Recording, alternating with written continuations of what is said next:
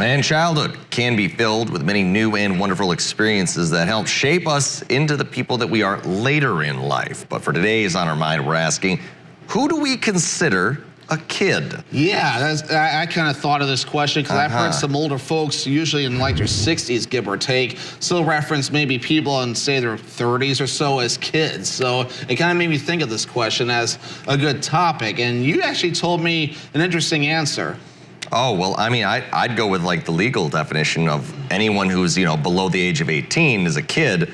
Anyone, who's older than that, is an adult.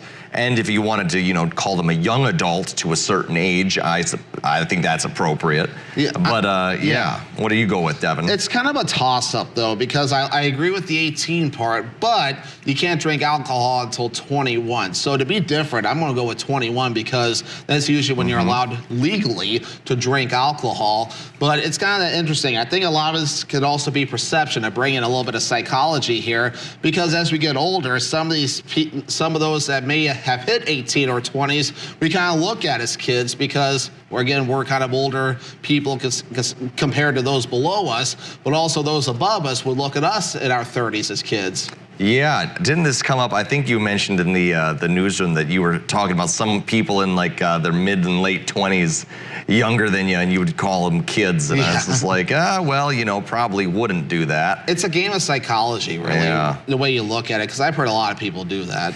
Yeah, because I don't know. When I think in my mind, I call someone a kid or like kids, it feels like you're also sort of giving them an excuse to not be entirely responsible for their actions.